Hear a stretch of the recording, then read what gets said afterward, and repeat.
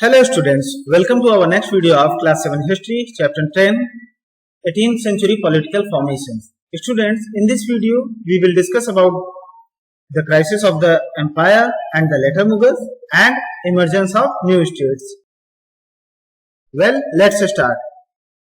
Student, here in the given map you can see the Mughal empire between 1530 to 1707.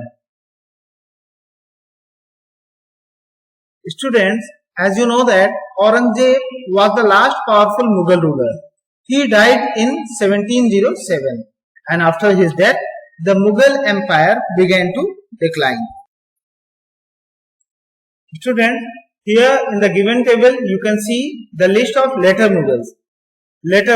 Students, I just want to tell you a brief information about the later Mughals. The Mughals who ascended the throne after the death of Aurangzeb are known as later Mughals. Now, we will try to understand about what were the causes for the decline of Mughal empire. So, one of the major cause which is responsible for the decline of Mughal empire was the Aurangzeb's Deccan policies. Students, the Mughal emperor Aurangzeb had depleted the military and financial resources of his empire by fighting a long-drawn war in the Deccan. And another region which was also responsible for the decline of Mughal empire was the weak successors. The successors of Mughal empire after the Aurangzeb, they were unable to check the power of their subordinates. The efficiency of imperial administration broke down. And another reason, disintegration of imperial administration and emergence of powerful mansabdar.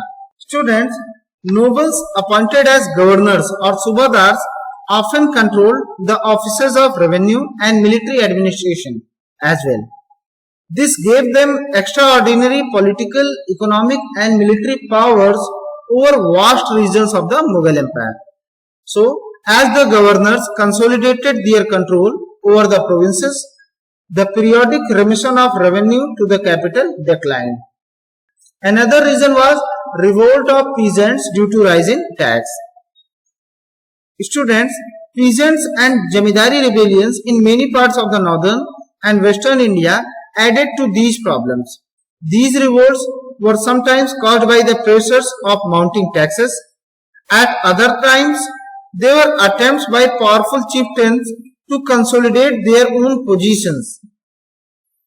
Mughal authority had been challenged by rebellious groups in the past as well, but these groups were now able to seize the economic resources of the region to consolidate their position. And the last reason which is also responsible for the decline of Mughal empire was the invasion of foreigners.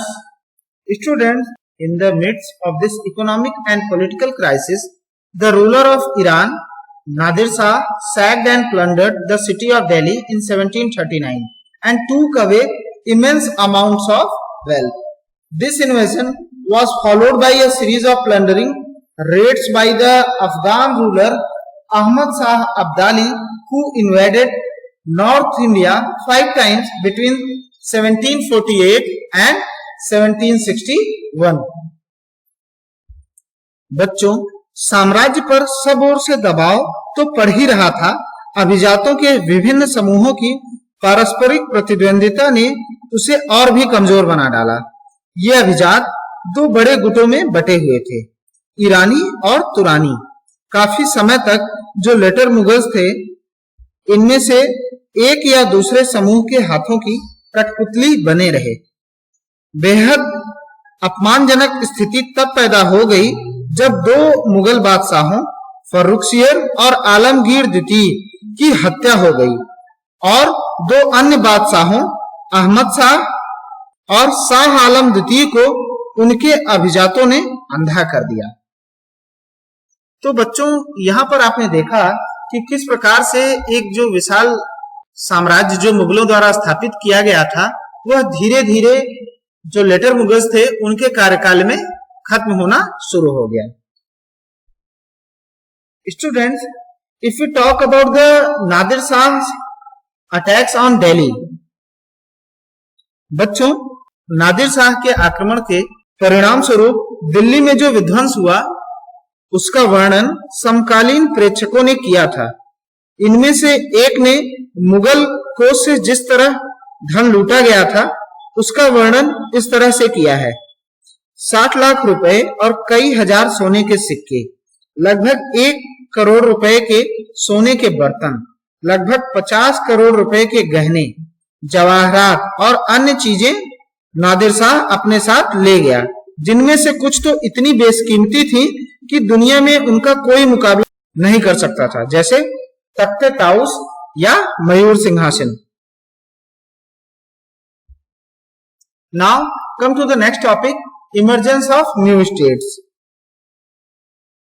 Students, Indian states in the 18th century can be divided into 3 categories.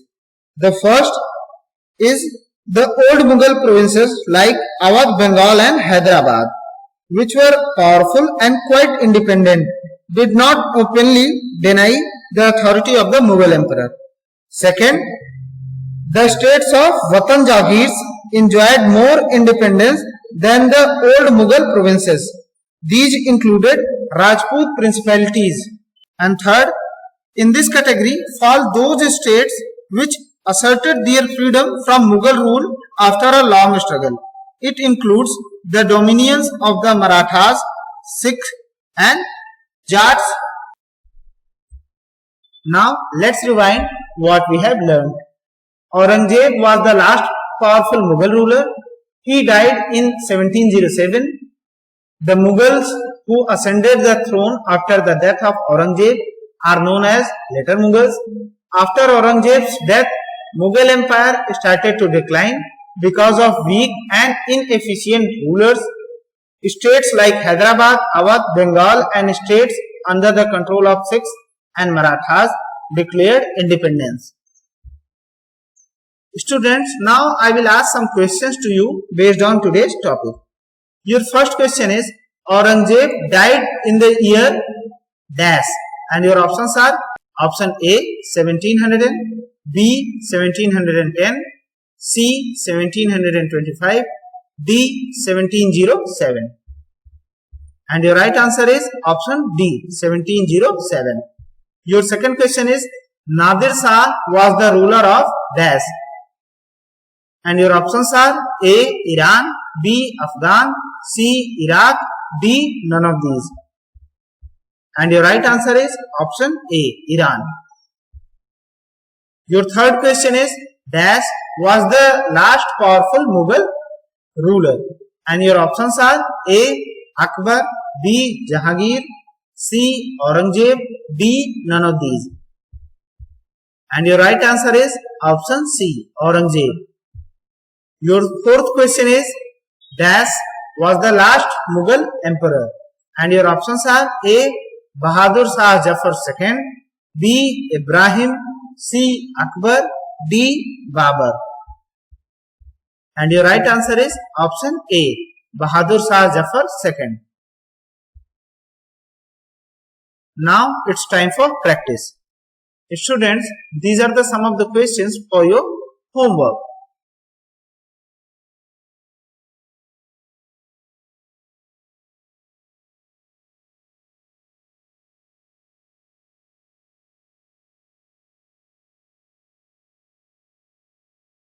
Students, we will present soon with the next video. Thank you.